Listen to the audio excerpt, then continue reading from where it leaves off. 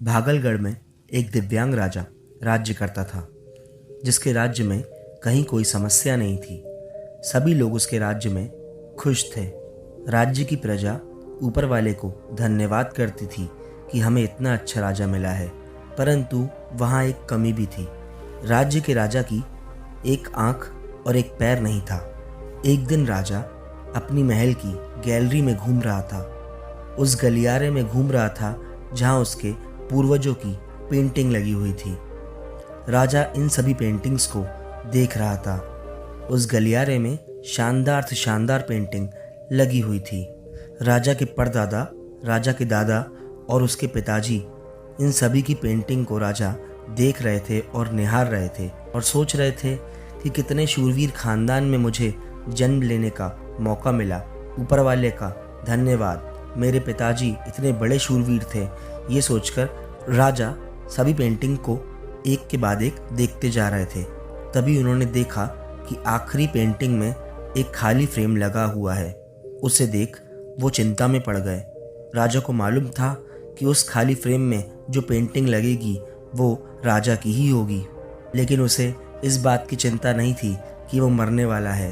वो जानता था मरना तो एक ना एक दिन है ही मुझे, पर उसे इस बात की चिंता थी कि वो इस पेंटिंग में एक आंख और एक पैर के बिना कैसा लगेगा। वो सोच रहे थे कि इस गलियारे में इतनी शानदार पेंटिंग लगी है, मेरी पेंटिंग सबसे खराब लगेगी। उसे अंदर ही अंदर ये चिंता होने लगी। राजा ने सोचा कि मेरे मरने के बाद न जाने कैसी पेंटिंग यहाँ लग जाए, इसलिए मैं एक काम करता हूँ। अभी मैं जिंदा हूँ, इसी बीच में एक शानदार पेंटिंग बनवाता हूँ, ताकि कम से कम ये तो सुकून रहेगा कि मेरी पेंटिंग अच्छी लगेगी।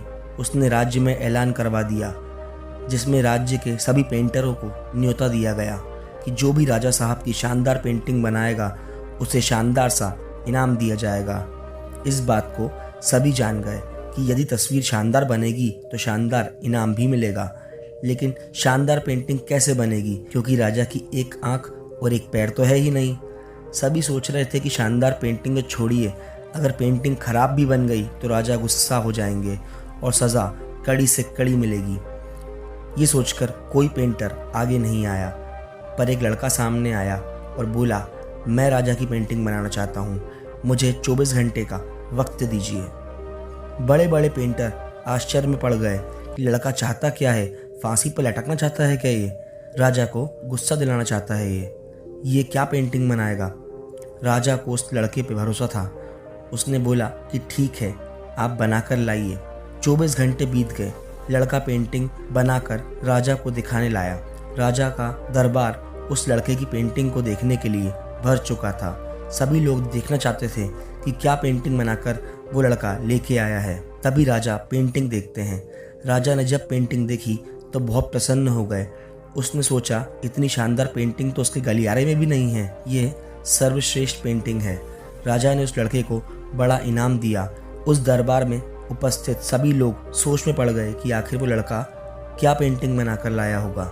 लड़के ने उस राजा को एक घोड़े पर सवार दिखाया, जिसमें राजा का एक पैर दिखाया। ये साफ समझ आ रहा था कि दूसरा पैर घोड़े के दूसरी तरफ होगा। पेंटिंग में राजा तीरंदाजी कर रहा था, निशाना साधे हुए था, और जब निशाना साधते हैं तो एक आंख बंद हो जाती है। जिस तरह उस लड़के को अपने ऊपर विश्वास था कि वो ये पेंटिंग बना लेगा, और उसने पूरी समझदारी के साथ वो पेंटिंग बनाई। दोस्तों, इसी तरीके से हमारे सामने भी कई चुनौतियां आती है, पर हमें हार नहीं माननी चाहिए। बजाय हार के सकारात्मकता और बुद्धिमत्ता के साथ काम करना चाहिए। उम्मीद करता हूँ दोस्तों, आज का ये ज्ञान आपको अच्छा लगा होगा। कहानी अच्छी लगी हो तो एक लाइक ज़रूर करना।